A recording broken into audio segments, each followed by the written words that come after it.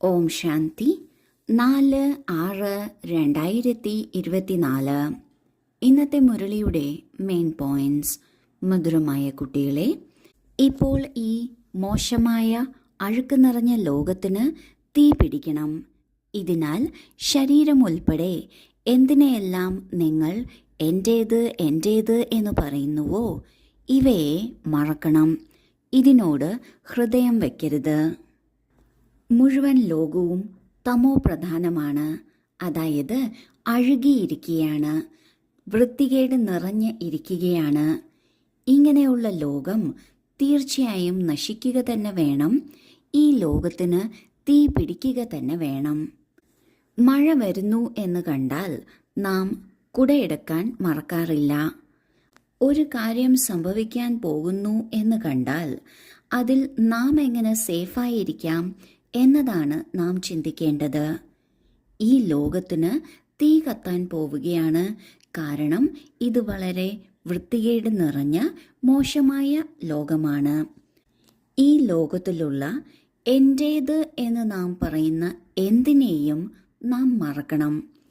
വ്യക്തികളെ, ശരീരത്തെ, കാര്യങ്ങളെ, വൈഭവങ്ങളെ, പദാർത്ഥങ്ങളെ, ഇവയെല്ലാത്തിലും എന്തിനെയെല്ലാമാണോ ഞാൻ എൻ്റേത് എൻ്റേത് എന്ന് പറയുന്നത് അവയെല്ലാം മറക്കണം.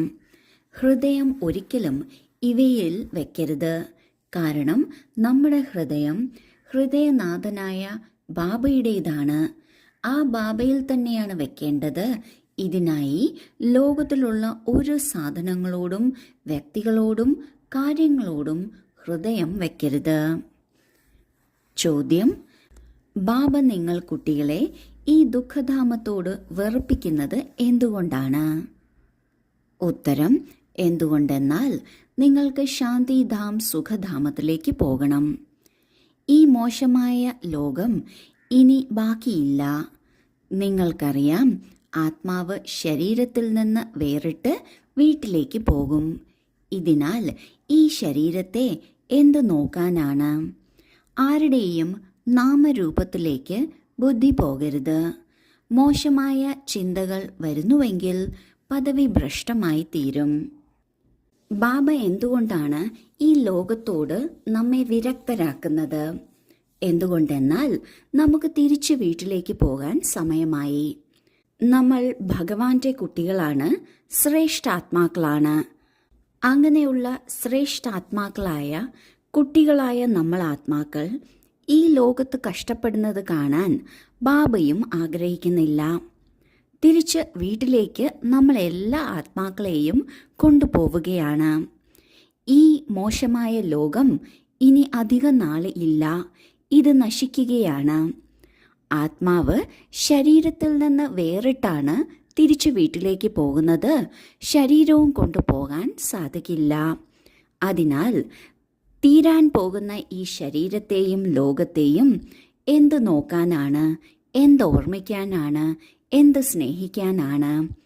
ഇതിനാൽ ബാബ പറയുന്നു, ആരുടെയും നാമത്തിലോ രൂപത്തിലോ നമ്മുടെ ബുദ്ധി പോകരുത്. അത് നമ്മളുടേതായാലും ബുദ്ധി പോകരുത്. മോശമായ ചിന്ത വരികയാണെങ്കിൽ പോലും നമ്മുടെ പദവി ഭ്രഷ്ടമാകും. മോശമായ കർമ്മം ചെയ്താൽ എന്ന് മാത്രമല്ല, മോശമായ ചിന്തയും ഒരിക്കലും വരരുത്. മോശമായ ചിന്ത നമ്മുടെ മനസ്സിനെ ദുഷിപ്പിക്കുകയാണ്. ഇങ്ങനെ ഇടയ്ക്കിടെ ദൂഷ്യം വരികയാണെങ്കിൽ മനസ്സും അശക്തമായി തീരും, പദവി കുറയും. ധാരണയ്ക്കുള്ള മുഖ്യസാരം: 1. അന്തിമകാലത്ത് ഒരു ബാബയെ കൂടാതെ ആരെയും ഓർമ്മ വരാതിരിക്കാൻ ഈ ലോകത്തിൽ ആരോടും ഹൃദയം വയ്ക്കരുത്. മോശമായ ശരീരങ്ങളോട് സ്നേഹമുണ്ടാകരുത്. കലിയുഗി ബന്ധനം മുറിച്ചു കളയണം. 2. വിശാല ബുദ്ധിയായി നിർഭയരാകണം. പുണ്യാത്മാവാകുന്നതിന് ഒരു പാപവും ഇനി ചെയ്യരുത്. വയറ്റിപ്പിഴപ്പിന് വേണ്ടിയായാലും കള്ളം പറയരുത്. ഒരു പിടി അവിൽ സഫലമാക്കി സത്യമായ സമ്പാദ്യം ശേഖരിക്കണം. തൻ്റെ മേൽ ദയ കാട്ടണം. ആദ്യ പോയിന്റിൽ ബാബ പറയുന്നു, ഈ ലോകത്തിലുള്ള ഒരു വ്യക്തിയിലും ഒരു കാര്യത്തിലും നമ്മുടെ ഹൃദയം പോകരുത്. കാരണം ഈ കലിയുഗത്തിലെ എല്ലാം തന്നെ നശിക്കാൻ പോകുന്നു. മാത്രമല്ല, നമ്മൾക്ക് ഒരു ലക്ഷ്യമുണ്ട്. നമ്മൾക്ക് തിരിച്ച് വീട്ടിലേക്ക് പോകണം. നമ്മൾക്ക് സത്യയുഗത്തിൽ വരണം. സത്യയുഗത്തിൽ വരികയും എന്നാൽ ഏറ്റവും ശ്രേഷ്ഠമായ പദവി എടുക്കുകയും വേണം. ഇതിനായി എല്ലാ കലിയുഗീ ബന്ധനങ്ങളെയും മുറിക്കണം. അന്തിമ സമയത്ത് ഒരു ബാബയെ കൂടാതെ മറ്റാരും ഓർമ്മ വരരുത്. ശരീരത്തോട് സ്നേഹം വെക്കരുത്. രണ്ടാമത്തെ പോയിന്റിൽ ബാബ പറയുന്നു, നാം പുണ്യാത്മാവായി തീരണം. പുണ്യാത്മാവാകുന്നതിന് വിശാല ബുദ്ധിയായിരിക്കണം, നിർഭയരായിരിക്കണം. ഒന്നിനു വേണ്ടിയും കള്ളം പറയരുത്. നമ്മളുടെ അടുക്കൽ എന്ത് കുറച്ചുണ്ടോ അത് പൂർണ്ണമായും സേവനത്തിൽ സഫലമാക്കി സത്യമായ സമ്പാദ്യം ശേഖരിക്കണം. ഇപ്രകാരം നമ്മുടെ മേൽ തന്നെ നമ്മൾ ദയ കാട്ടണം. സാധാരണ ലോകത്തിൽ എല്ലാവരും പറയുന്നത് ദയ മറ്റുള്ളവരോടാണ് കാട്ടേണ്ടത് എന്നാണ്. എന്നാൽ ഇവിടെ ബാബ പറയുന്നു, നാം സ്വയം നമ്മുടെ മേൽ ദയ കാട്ടണം. ശരിയായ പാതയിലൂടെ സ്വയം തന്നെ നടത്തി നാം നമ്മളുടെ മേൽ ദയ കാട്ടണം. വരദാനം: പരമാത്മാ സ്നേഹത്തിലൂടെ സ്വയവും വിശ്വത്തെയും നിർവിഘ്നമാക്കുന്ന തപസ്വി മൂർത്തരായി ഭവിക്കട്ടെ. ഒരു പരമാത്മാ സ്നേഹത്തിലിരിക്കുക തന്നെയാണ് തപസ്യ. ഈ തപസ്സിന്റെ ബലത്തിലൂടെയാണ് സ്വയത്തെയും വിശ്വത്തെയും സദാകാലത്തേക്ക് നിർവിഘ്നമാക്കാൻ സാധിക്കുന്നത്. നിർവിഘ്നരായിരിക്കുക, നിർവിഘ്നരാക്കുക തന്നെയാണ് താങ്കളുടെ സത്യമായ സേവനം. ഇത് അനേക പ്രകാരത്തിലുള്ള വിഘ്നങ്ങളിൽ നിന്ന് സർവാത്മാക്കളെയും മുക്തമാക്കുന്നു. ഇങ്ങനെയുള്ള സേവാധാരി കുട്ടികൾ തപസ്സിന്റെ ആധാരത്തിൽ ബാബയിൽ നിന്ന് ജീവൻ മുക്തിയുടെ വരദാനമെടുത്ത് മറ്റുള്ളവർക്ക് നൽകുന്നതിന് നിമിത്തമായി തീരുന്നു. ബാബയെ സ്നേഹത്തോടെ ഓർമ്മിക്കുക, ആ സ്നേഹത്തിൽ ലയിച്ചിരിക്കുക, ഇതിനെ തന്നെയാണ് തപസ് എന്ന് പറയുന്നത്. ഈ പുറമേന്ന് സാധാരണമെന്ന് കാണുന്നതും എന്നാൽ വളരെ ആഴം നിറഞ്ഞതും ശക്തിശാലിയുമായ ഈ കാര്യത്തിലൂടെ നാം സ്വയവും വിശ്വത്തെയും നിർവിഘ്നമാക്കാൻ സാധിക്കും. ഇത് തന്നെയാണ് നമ്മൾ ബ്രാഹ്മണാത്മാക്കളുടെ യഥാർത്ഥ സേവനം.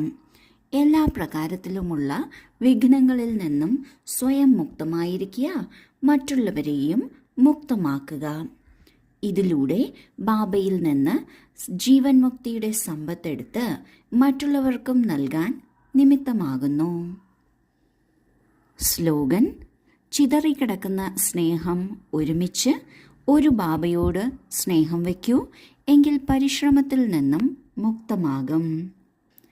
പലർക്കും പലയിടത്തും പല സാധനങ്ങളിലും ചിതറിക്കിടക്കുന്ന നമ്മുടെ സ്നേഹം ഒരുമിപ്പിച്ച് ഒരു ബാബയ്ക്ക് മാത്രമായി നൽകണം. എല്ലാ സാധനങ്ങളിൽ നിന്ന് ലഭിക്കുന്ന സുഖവും, വ്യക്തികളിൽ നിന്ന് ലഭിക്കുന്ന സുഖവും, ബന്ധങ്ങളിൽ നിന്ന് ലഭിക്കുന്ന സുഖവും, എല്ലാ കാര്യങ്ങളിൽ നിന്നുള്ള സുഖവും നമ്മൾക്ക് ബാബയിൽ നിന്ന് തന്നെ ലഭിക്കും. ബാബയിൽ നിന്ന് ലഭിക്കുന്ന സുഖം ഏറ്റവും ശ്രേഷ്ഠമായതും ഏറ്റവും പവിത്രമായതുമാണ്. ഇങ്ങനെ സ്നേഹം വയ്ക്കുകയാണെങ്കിൽ എല്ലാ തരത്തിലുള്ള പരിശ്രമത്തിൽ നിന്നും നാം മുക്തരാകും. ഓം ശാന്തി.